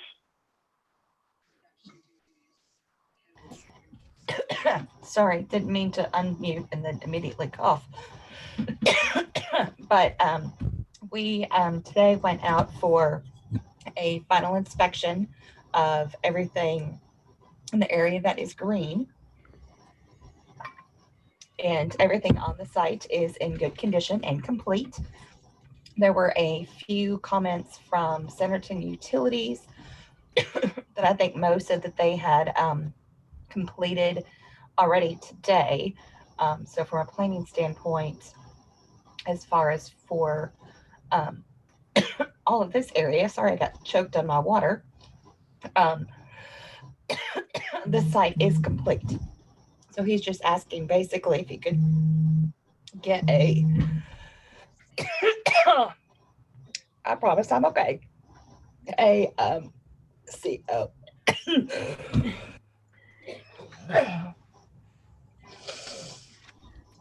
you want me to help you?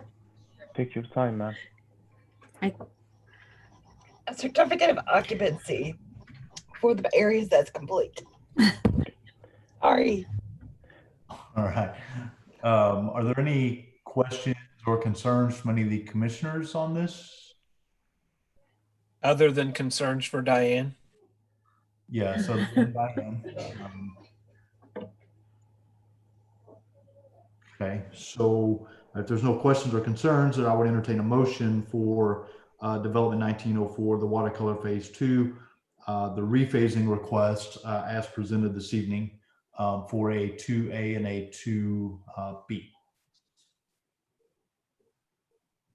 This is Tiffany. I'll make a motion to approve the watercolor phase 2 rephasing request as presented with 2A and 2B.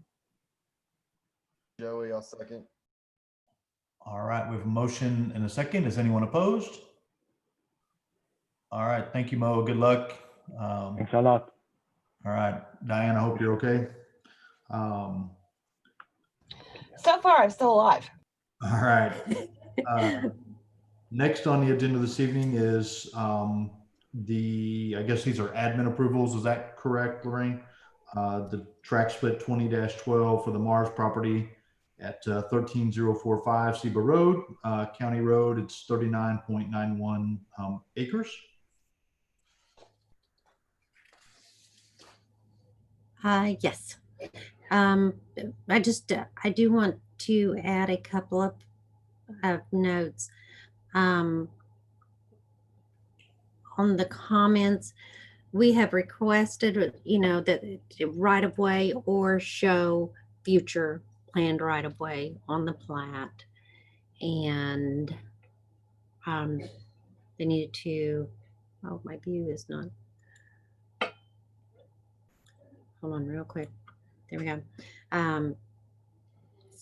Frank wanted, if the city water is available, if desired, add that note on the plat. And then if city sewer becomes available, that it could become connected in the future. So those are the main things. I believe I was trying to see if it was 7 acres, that the 7.5 acres that they are splitting off on one corner of a 40-acre piece. So, Okay. and it's in the county still. And there's no action for us. You guys did this administratively, correct? Yes. Mm-hmm. Thank you. Just ratify our approval.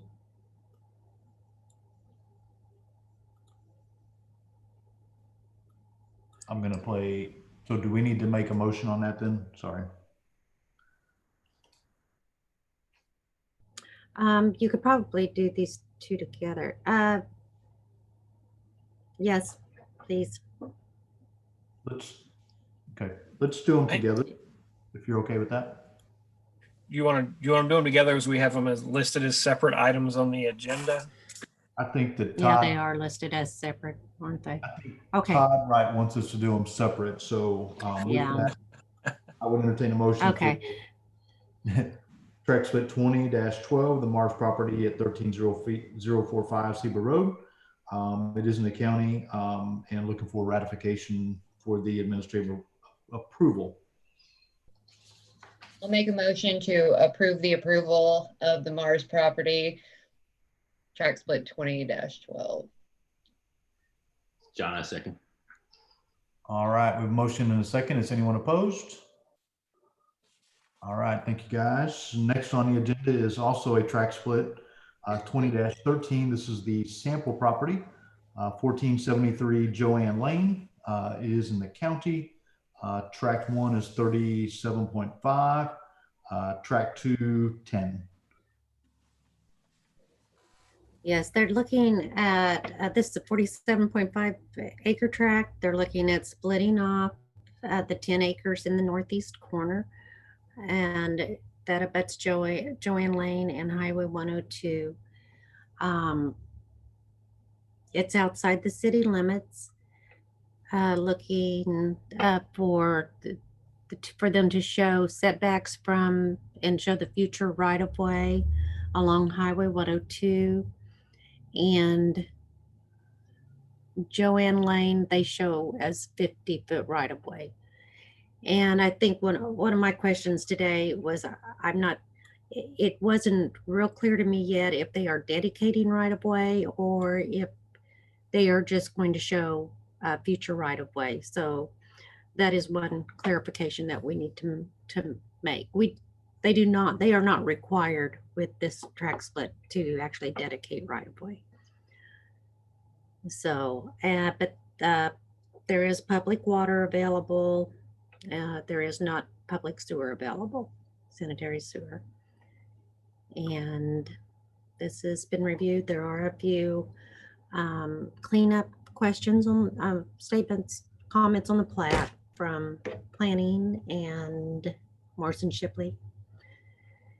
And I don't believe, we still have not heard from the county. Whenever there's a track split in the county or any thing that we review that is in the county, we do give it to Benton County Planning for courtesy review.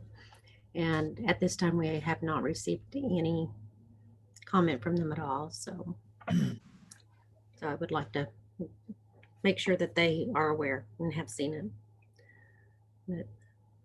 Okay. If there's no questions or concerns from any of the commissioners, then I would also entertain a motion for track split 2013, sample property. Again, it's at 1473 Joanne Lane. And this would be for ratification of the administrative approval.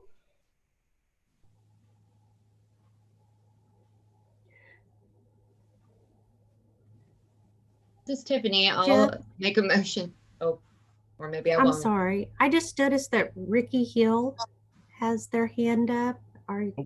Yes, can you hear me? Are you wishing to speak on this? Yes, ma'am. Yes. Can you hear me? Okay. Ricky Hill, agent for the samples.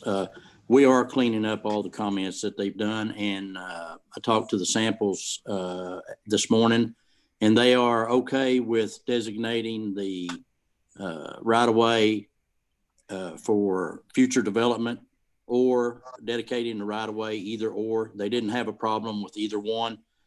And we've got a few comments that we have to address, but and Benton County will have this in the morning.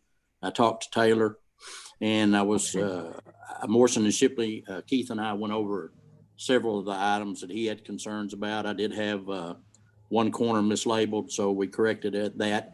And I think I got all the items for the most part through planning addressed, save one. We do have one that is incorrect that we have on the letter that we returned today. So we will be changing that one. We did make a typo. But as far as the rest of it, I have to locate one water line for Centerton Water, and everything else I anticipate we should have cleaned up the next day or two. All right. Thank you, Ricky. Thank you. Lorraine, did you want to give him guidance on the dedication? If they choose to dedicate right of way, then just the labeling will say dedicated per this plat, and then the dedication statement will include that right of way. And there will also need to be, since it's in the county, there will need to be a right of way description for that right of way that the judge will sign off on this and accept it. Well, that would So be if they choose to dedicate the right of way, but if they choose to put it on there for future development, we would not have to have the description, correct? Correct. Okay, I will ask them in the morning which route they would choose to take, and I will change the plat accordingly. Okay. And were there any utility easements? We Additional put utility easements dedicated, or? Yes, ma'am. We have the 25 foot below the new right of way for Joanne Lane and the Highway 102. We have the additional right of ways for the infrastructure in place, the 25 foot. We made the 25 foot building setback and utility easements all one, because you can't build a permanent structure in that anyway. and they have to Mhm. adhere to the 25 foot. So we made that change today also. Okay, that will be fine. Okay. All right, thank you, Ricky. So with that, if there's no other questions or concerns, I would entertain a motion now for the track split 2013, the sample property. And again, this is for administrative approval or ratification of the administrative approval. Tiffany, I'll make a motion to approve track split 20-13 sample property. Mr. Jerry, I second. All right, a motion and a second. Is anyone opposed? All right, thank you, guys. Thank you. All right. The only thing that I had under other business is there was a technical review that was this week, and I don't think any of us showed up. So we are trying a new thing with the planning department, and I know it's kind of in the middle of the day, and I'm throwing this out there because Lorraine didn't know I was going to bring it up. I didn't have a chance to talk to her today, but if you are available, I happen to be busy this week, so I couldn't make it. But if you are available and wanted to join from a technical review perspective, please feel free to do so. And so they'll send notification out. If it's something that you want to do, let them know, because only one of us can be there. If we get two there, then it technically qualifies as a meeting, and we don't want to do that. So if it's something that you want to participate in, please get with Lorraine or Nicole, and they would love to have one of us as part of that technical review. So I just wanted to throw that out this evening. Our next planning commission meeting is 10/20, so a couple weeks. And then just as a reminder, the comprehensive plan public hearing with the city council on October 27th, 2020 is at 6 p.m. Lorraine, anything else from the staff? I don't know if I wasn't notified if anyone signed up. Right now, the APA conference is going on. It's a virtual conference. And we had sent out that notice for the CARPO training, which is the Certified Planning Commission, or no, I'm saying it wrong. It's like public official for planning public official certification. But there were classes that they had noted, and they're from 6 to 8 in the evening. So of course tonight you weren't able to do it, but I don't know if anyone had signed up for it. There are some great classes. So we're kind of actually all the staff were trying to kind of listen and do our work, and so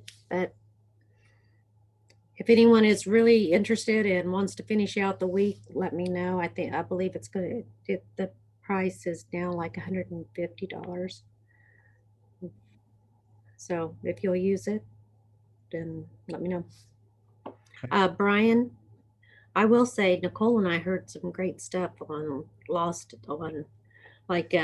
writing documents and so forth. It was a good. I wish I would have had the opportunity to go to it. It sounds like it was a great conference. Yeah, that one meeting. was really good. I sat in on that session today too. Yeah. All right. Anything? I will say, oops, sorry, Go ahead. Jeff, I know you're trying to end. I will say they have been making the videos available even after the session. So if you sign up, you have the opportunity to listen to them later on as well. I don't know how long they're going to be posted, but they are available outside of that time slot. Not what they said a date. It was the 21st, but I'm pretty sure it wasn't the 21st of October this year, but I'm not positive. All righty. I don't have it in front of me, but we did receive a letter kind of randomly this week that someone had sent to the mayor in regards to the planning commission. They were out searching for some planning videos and information, and happened to find one of our meetings and listened to it, or watched it, I guess, and had sent a note to the mayor recognizing, our planning, commission meeting as being professional. And so just wanted to share that with the group. I can ask somebody, one of the staff to send it out just so that everybody has it, just to know that we did get recognized. It was kind of a random email, but it was good to see. So I appreciate everything that you guys do. Is there anything else? Yes, I want to add, this ahead. wasn't, this email was like not just any Joe Blow off the street. He's like what I call the guru of planning. In the state of Arkansas, he writes planning articles in the city and town. He's the one that, I mean, when you have a question on something, he's like, you go to regional planning and regional planning goes to Jim. So his name's Jim Von Tunglen, and I will send it out, and I was very impressed. And y'all pat yourself on the back that you're doing awesome. It's quite an accomplishment to get recognition from him. So Yep. good job. Again, thanks to everyone. That's, commissioner, staff, Brian, everybody. So it takes a whole team, including the staff department heads as well. So any other questions or comments from any of the commissioners? If not, I would entertain a motion to adjourn the meeting. This is Jerry. I make a motion to adjourn. John, a second. Tiffany, second. All right, we have a motion, a couple seconds. Is anyone opposed? All right, thank you guys. See you in a couple weeks. Thank you.